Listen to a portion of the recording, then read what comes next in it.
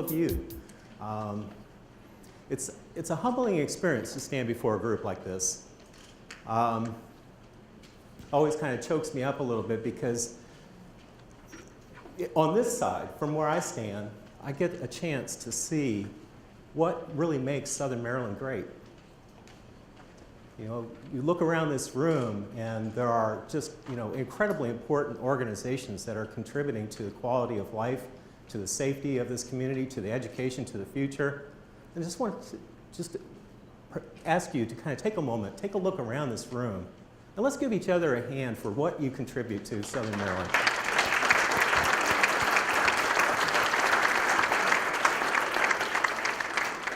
As a Marylander, I really appreciate it. Appreciate it a great deal. As a former executive director, I know, and former nonprofit staff member, I certainly can appreciate, you know, the struggles that you go through on a daily basis to get funding, to deliver mission, to take care of all of the things that it takes to keep a nonprofit alive and thriving. And so today I'd like to share some thoughts with you about how to do that during times of transition, both internally with your organization as well as the transitions that you might face in the community. So the 4 topics I'd like to cover, 4 points I'd like to cover is that transitions are challenging, that they're inevitable, although oftentimes we try to avoid talking about them or thinking about them. You know, our day-to-day work life, we sort of go on like, you know, there's endless highway in front of us. And then, you know, we start getting snow on the roof like I have and that sort of thing. You start thinking about, oh, wait, maybe, you know, maybe there's an off-ramp here, but not maybe an off-ramp completely, you know, but an off-ramp to something different. And so they are inevitable. Fact of the matter is we're going to have more of them. We're facing a tsunami of transitions that are probably going to crest in the next 7 years. We'll talk about that a little bit. And obviously, what can we do about it? They can be managed. And so we're going to talk about how to manage those both internally and externally. So being kind of environmentally conscious and all of that, we didn't you know, paper you with a ton of paper. But if you want this copy of this presentation, it's online. If you just go to that address up there, you'll find a copy of the PowerPoint. And also put up 3 guides that may be helpful to you in terms of where you might find your organization relative to leadership transitions. The first one here is an organizational sustainability guide. Several years ago, I was very interested in what makes a high vitality organization and started really exploring that. And what I came away with is that there's really a distinction to be made here between baseline stability down here and true organizational vitality up here, where, you know, the staff is engaged, aligned, and energized. There's a middle ground in there that's really important. That's really a precursor for true organizational vitality, and that's sustainability. And so I came up with a 4-part framework that, you know, the guide will walk you through that. But I think it's a really, you know, useful topic, a useful guide in terms of just really getting down to, you know, setting aside transitions for a moment, just looking at organizational sustainability. Then there's another guide, which is a succession planning guide. Primarily focuses on what we call succession essentials, and I'll explain that a little bit later in our talk. But it's walks you through step by step. There's a template there, and basically provides everything that you need to put succession essentials in place. And then finally, there's a guide on executive transition management. These are guides that I wrote for an organization called the Community Action Partnership, organization in DC that is a sponsor or supporting organization for the community action agencies across the country. And, but they've, you know, given me permission to share them with a broader audience. So they're free, free downloads, just, you know, use them however you wish, okay? So, and you might want to copy that address down because that doesn't exist anywhere. It doesn't exist on the website. So if you go to lifeafterleadership.com, you won't see that. So just remember CSM 2014. Okay? All right. Give you a chance to copy that down.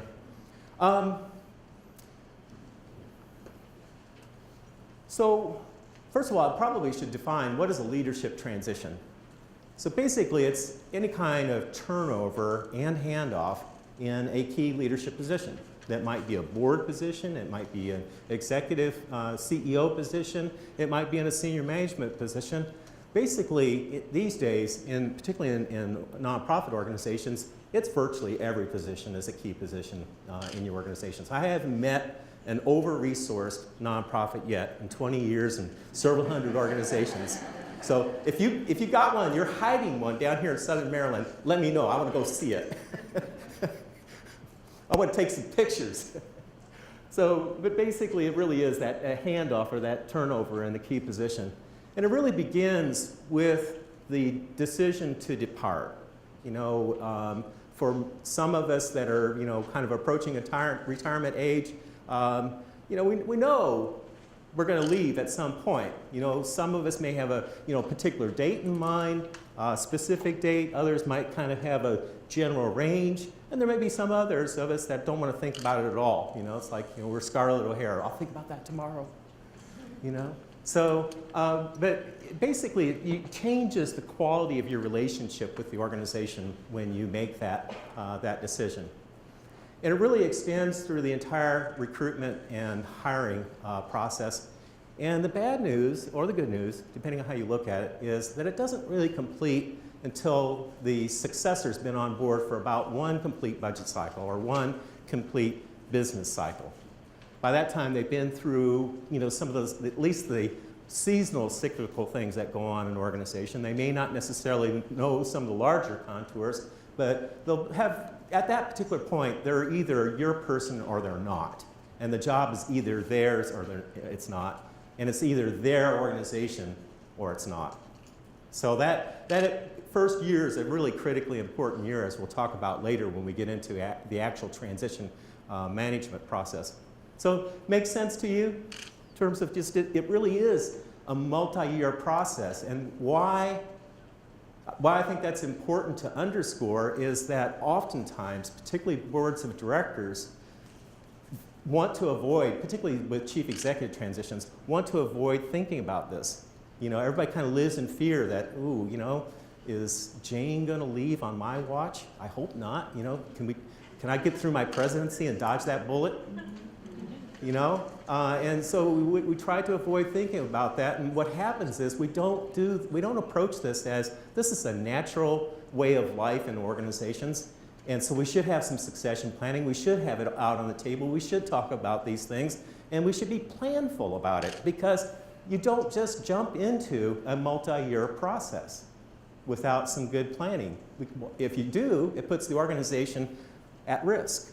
And I've seen a ton of organizations, you know, do that. They've avoided talking about it. They've avoided, you know, bringing the topic up, haven't done succession planning, and the executive doesn't want to, you know, tell the board too early for fear of being a lame duck or for fear of what the board might do with that information. You know, we kind of, you know, in the absence of real good communication, what do? Oftentimes we go to the place where our worst fears hide. And as a result, we kind of postpone, we push things off, we don't talk about it, we don't plan, and then the organization is confronting this change, and you got no plan in place, and people panic. You know, we get these calls all the time at Transition Guides, you know, this is so-and-so, I'm board chair of XYZ nonprofit, you know, and probably 90 seconds into the conversation, it's like, exactly how quickly can you, you know, get us a new person? You know, I call those, my first job is not to manage a search or manage a transition. My first job is to manage pain. Really, truly, that's what it is. You know, I call those, you know, let's get the cats down off the curtain. You ever scared a cat? What do? They run up the curtain, right? So anyway, so that's what a transition is. And so let's talk a little bit about, you know, why are they challenging? Well, obviously, they're a disruption for your organization. They're a disruption to business as usual, the status quo. And so what do we want to do? We want to get back to business as usual as quickly as possible. The bad news is there rarely is business as usual, with, particularly if you're talking about top leadership, senior leadership in the organization, you don't get back to business as usual. You get back to a new normal. And that's something that a lot of boards don't recognize as well, is that bringing on a new executive is not necessarily dropping a new gear into the gearbox. You really are kind of rebuilding the gearbox around that new person. So they do represent a disruption to the organization. They result in an experience loss, particularly if you haven't done succession planning, or have had those deep conversations. A lot of that knowledge walks out the door. So one of the exercises I mentioned the Succession Essentials guidebook. One of the exercises we call unpacking the job. Sitting down and really having deep conversations with the departing person to really catalog, how their job really rolls in the organization. And it's amazing what you find in that process. One organization I was working with in Baltimore, we realized that by doing this unpacking process and also some organizational review work, that they didn't have a single piece of written evidence about their major donors in their system other than entries, in their finances. Who these people are, what they give, what their giving pattern has been, what their prospects are, all of that existed just in one person's head who was going to walk out the door in a few months with that knowledge going with her. I mean, think about that. Think about that for a moment. What would have happened if, for God forbid, she had gotten hit by the proverbial bus or the dump truck, whichever one you want to use, or, won the lottery and ran off to Tahiti with the love of her life? What would happen? So, I'm a big fan of succession planning because it can go a lot deeper than just, how we're going to manage this transition. It really can help you strengthen the organization and help mitigate some of that experience loss that you might confront with a new person coming on board. They take time. They take energy. There's a lot of work, particularly with a CEO transition or senior management transition. It's not your everyday run-of-the-mill hiring process. Particularly when you're hiring a chief executive, you're hiring someone who's really going to need to be the embodiment of the organization eventually, right?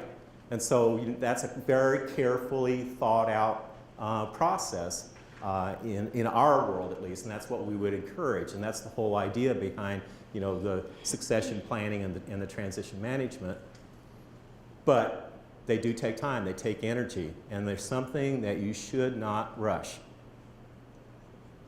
A lot of boards do that. They want to rush the process, and what happens is, haste makes waste, right? A lot of times they miss something. They miss some of the important stuff, or they want to dust off the job description and immediately go out and put ads in the paper. Well, the job description, I haven't seen a job description yet that isn't an artifact of what used to be, not what lies ahead. By and large, unless you've really done, you've completed strategic planning and you've really done it right to, focus on getting a new job description in place, that rarely happens. They're almost always, it's like, gosh, I think we have one. Maybe we put it together, 10 years ago. And you go through and look at it, and I can swear, it's an artifact. Every job description I've ever seen, I've seen hundreds of them for CEOs, they've always been artifacts. Something that got you to this point, but not going to get you into the future. So they do take time, they take energy, and they take real focus and attention.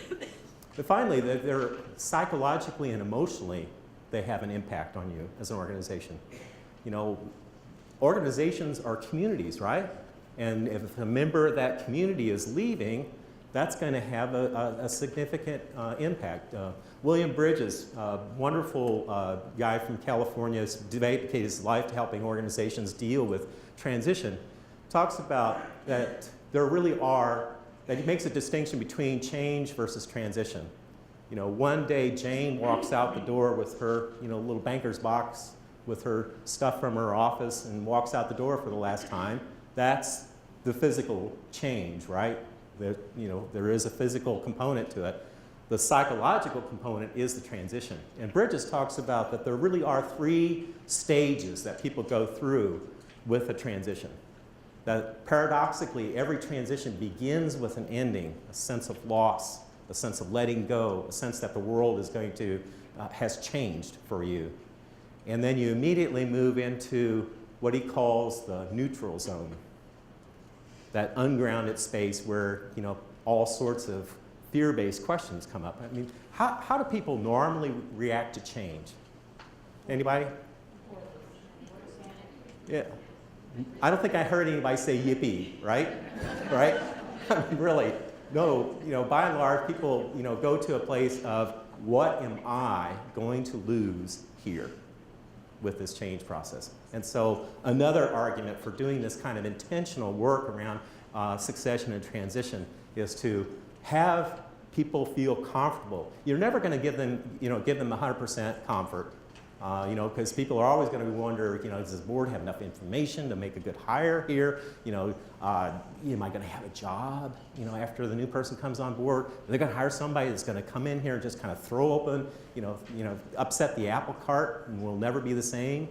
You know, all this stuff that we've carefully worked on for all these years, all those kinds of fear-based reactions come up. Another argument for doing succession planning, doing transition management. So, okay, enough about the bad stuff. What about the good stuff in terms of a transition? So, obviously, it's an opportunity to bring fresh, new direction to the organization. You know, Bridges talks about the ending, the neutral zone. There's also the new beginning, is the third stage of his process. And in that new beginning, there is an opportunity to take a look at the organization anew. That's, if you're really, you know, taking on executive transition management, as we're going to talk about in a moment, really is an opportunity for you to really take a look at the organization with fresh eyes. And also, you're bringing somebody in who's going to bring probably some fresh ideas and fresh energy to the organization.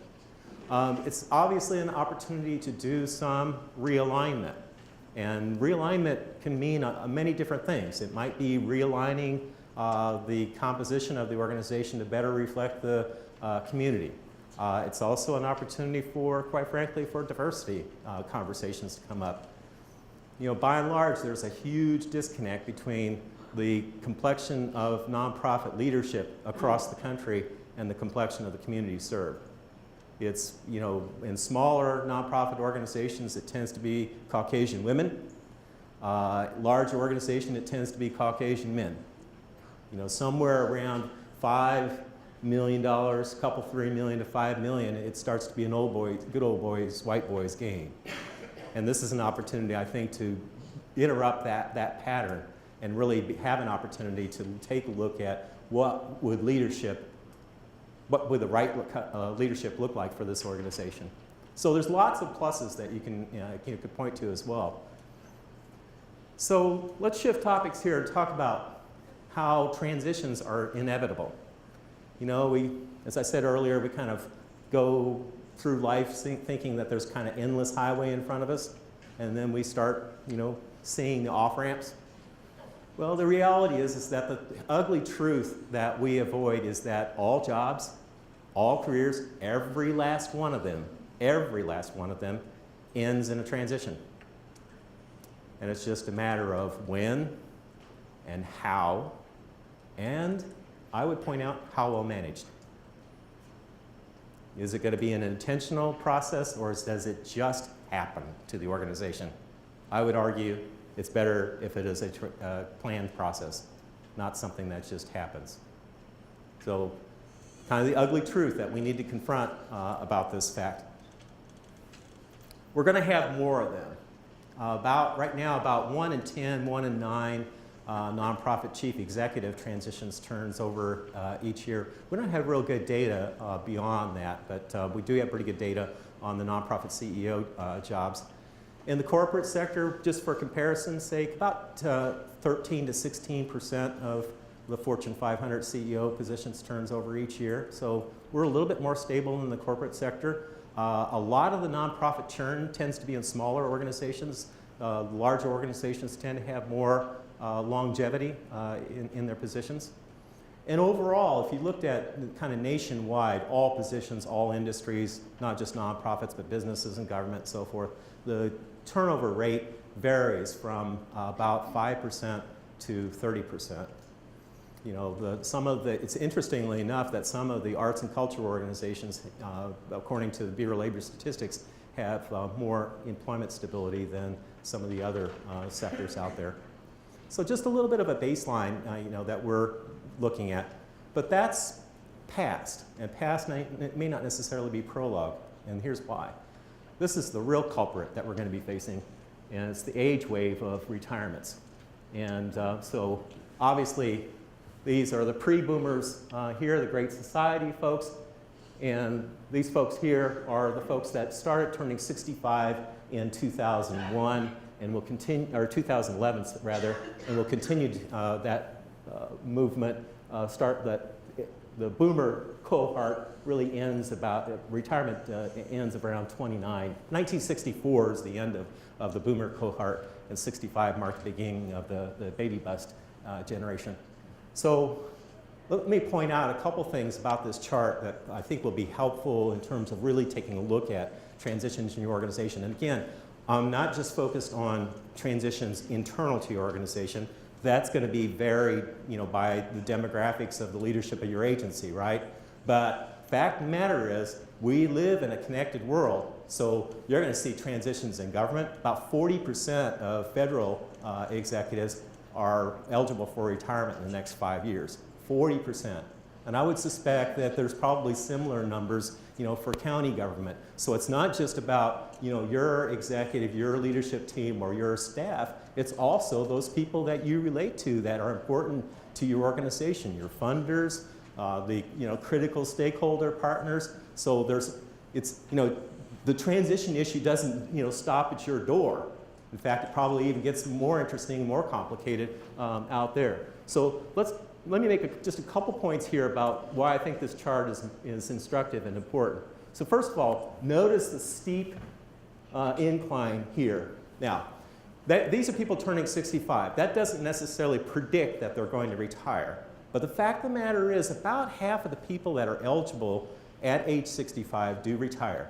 According to the Bureau of Labor Statistics, the workforce participation drops from somewhere in the 70 percentile down into the mid-30s. So about half of the people that are eligible for retirement do retire at age 65. You know, you hear a lot that people are postponing retirement. Absolutely, that's going to be a reality. And it doesn't necessarily mean that those people are going to become unavailable to you. And we'll talk about that in a moment. But it does mean that there's going to be churn out there, right? And you're going to have to deal with that churn. And that churn is going to have implications both for your staff internally, probably if your leadership team is in this age demographic, but it's certainly going to have some impact in terms of the community of stakeholders that you relate to, whether it's donors or, you know, government funders or other, you know, critical constituents out there in the community. So even if people postpone retirement, as they move up into this range here, so that's the peak that's the peak right there. About 7 years from now, we're going to see kind of a cresting of this age wave. And so the reality is that, you know, people are going to be moving into this. Some are going to, you know, maybe half of them are going to retire, but probably for sure another good quarter of them are going to retire over here. You know, there are people that, you know, get carried out feet first, right? Out of their organizations. We know that. Not many of them. But the reality is we're going to face some major changes in the complexion of our community leadership over the next 7 years for sure. And so we need to get ready for that. We need to get ready for that internally, and we need to get ready for that externally. The other thing that I just would like to point out quickly is that the other piece of information here, you know, demographers are fond of saying that demographics is destiny, right? Show me the demographics and I'll show you your destiny. And I think this chart is part of that. You know, you look at, oh, by the way, anybody know why there's a spike there? Come on, you boomers. Huh? Echo generation. But what happened around 1968? Summer of love. Summer of love. So there's a demographic story to the summer of love right there. Anyway, I don't want to get us off track here. But I always find that kind of fun, though. They're really, I mean, truly, you know, people talk about the summer of love. It's like, wow, it really did. You know, it had consequences for us. But look at this. Look at this piece here. This cohort, the cohort right now that should be the age 35 to 45-year-olds, people that should be solidly in middle management and ready to move up into those senior management roles. How do you think that compares to the boomer cohort? It's about half the size. It's about half the size. I mean, we have, depends on who you talk to, whether it's 76 million or 78 million boomers. And this cohort here in the 35 to 45-year-old range is somewhere in the 40 million. So it's not quite, you know, exactly half, but it's, you know, it's enough to have some real consequences. So what does that mean for us? What it means to me is that when you talk about leadership, you got to think different.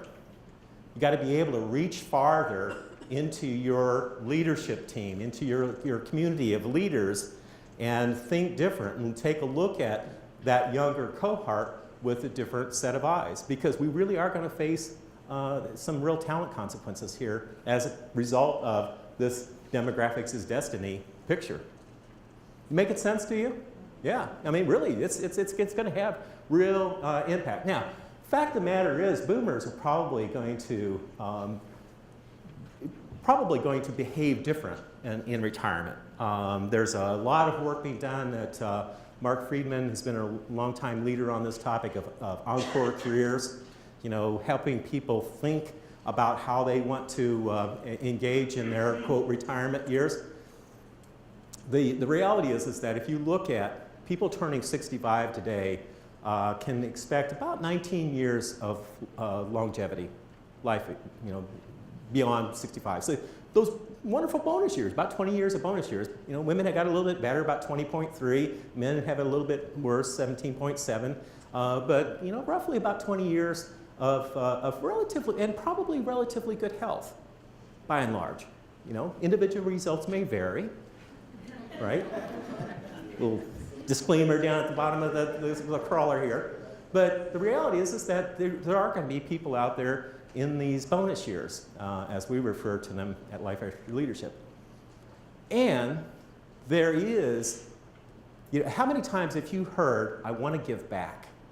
How many times, you hear that all the time. You know what? There's a psychological drive around that. Erik Erikson, back in the 1950s, 1960s, I see folks shaking their heads, the psychologists in the room know about this exactly, yep. Document this back in the 1950s, 1960s about the 8 stages of human development. And what he said that in this late adulthood stage, each of these stages has a psychological tension associated with it. And in this late adulthood stage, the psychological tension is between stagnation and generativity.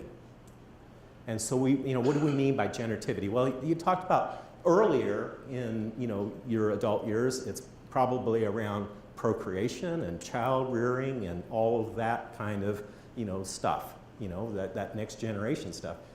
Later adulthood, with that out of the way, the drive comes towards, you know, giving back to that next generation, preparing the way, sharing wisdom, you know, all those kinds of things that you know, really are generative activities. So the reality, this is very good news for us, because this is a way for you to appeal to boomer leadership in your organizations. And I encourage you to think different. This is not about, you know, licking postage stamps. I don't know if anybody does that anymore.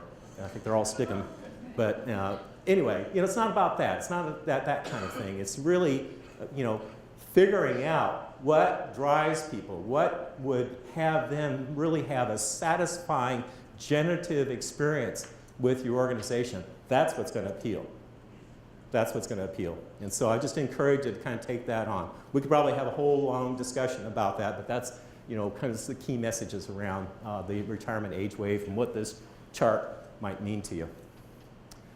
So let's shift gears here again and talk about how transitions can be managed, and talk about some strategies for managing them both inside your organization as well as externally with your key stakeholders.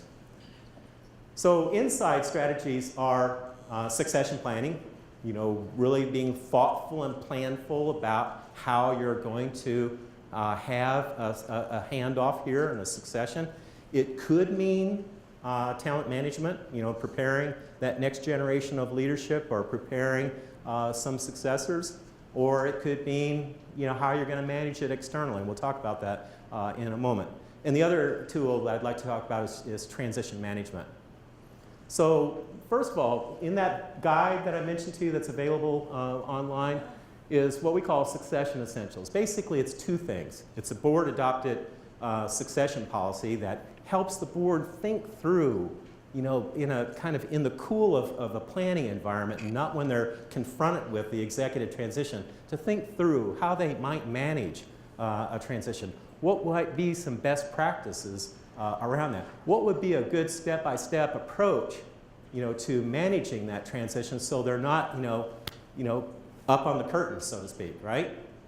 And the second component to that, the other companion piece, is what we call this executive backup plan. Basically, it's just it's an agreement between an individual and a person backing them up. Talks about what's the critical activities that really need to be in place on a day-to-day basis for business as usual in the organization. That sort of thing. Walks through all of that. Walks through the communications and so forth. Take a look at the guide. It explains all of that to you. But my point here is I just really encourage you. About 17% of nonprofit, only 17% of nonprofit CEOs have a written backup plan nationwide, according to the Daring to Lead study. And so, that puts 83% of you at risk. And this is just I tell you, if you did nothing else, if you just do Succession Essentials, you're well on your way to organizational sustainability in terms of, confronting transitions. The other two approaches that you might consider are talent management. Works better in larger organizations. This is where you're assessing, the talent that you have inside the organization, assessing where you are, your talent needs, first of all, assessing the people that you have in the organization, assessing their potential and whether or not you can move them up into those evolving positions or whether you need to go outside and hire. There's a lot of stuff on talent management online out there if you just Google talent management. And then finally, leader development. Variation of talent management. Oftentimes, we're working with an organization in sustainability planning. We do some work with them around leader development. They may have identified somebody that has the potential of moving up. They think has the potential of moving up in the COO or CEO position, but they're not quite sure. And so what kind of developmental tasks could you put in place that would really give you kind of then the individual the experience of getting some experience in some of these critical areas like board development or maybe they're blind on financials, haven't had exposure to financials, those kinds of things, kind of thinking through, and how can you give them a more, have them be a more rounded candidate when the transition time actually comes. So if any of you want to know more about leader development, I'm happy to talk with you offline about that. The other tool is transition management, and basically it's a three-phase model for preparing well, not just dusting off the job description, but doing some organizational assessment, doing that unpacking the job exercise with the departing executive, really making sure that the board is ready to make a smart hire, managing the search and the transition process. In every organization, I've worked with organizations that were in crisis, that have fired their executive, and I've worked with really phenomenally well-positioned organizations. There are always transition issues, and so it's paying attention to that. Those kinds of things that if you paid attention to them, if you did something about them, or at least identified them, it would help the new person get off to a better, faster start. So again, if any of you have questions about that, I'm happy to talk with you about that offline. So shifting gears again in terms of the external strategies, what can you do? You're not going to go out there and manage turnover in your county executive position or things like that. But obviously, some of those decisions, in your funders, have an impact on you. So what can you do? First of all, you can be vigilant about that, paying attention, and more than vigilant, I would say proactive about that. To do that networking that's going to be important. for that new person. And I'd say the third thing is be the firstest with the mostest. You know, being the first in line to greet that person, to, you know, to welcome them to the community if they're coming from the outside, and be there with real tools and a way of contributing to them. You think back to when you changed jobs last time, what did you confront? Anybody? Learning curve? Yeah, steep learning curve. The steep socialization process, particularly if this person's coming, you know, from outside of the community. They don't know the ropes, so to speak. So being, you know, helpful to them, you know, helping them get welcomed to and situated in the community, helping them get connected, you know, sharing with them, you know, your perspective about, you know, the community environment, the nonprofit environment, the funding environment, you know, the nonprofit economy, all those kinds of things can be very useful data to kind of help that person kind of, if not write down the level of their learning curve, at least make them much more comfortable with it. And by the way, you know, that kind of early bonding, you know, pays off huge dividends in the future. So I just encourage you, vigilance, proactivity, being there with the firstest, with the mostest, and really contributing to them and welcoming them to the community and helping them get off to a fast start. Wrapping up here, some resources, lifeafterleadership.com, my former employer, transitionguides.com. And if any of you want to reach out to me directly, feel free to email me or give me a phone call. I'm always eager to talk with nonprofit executives.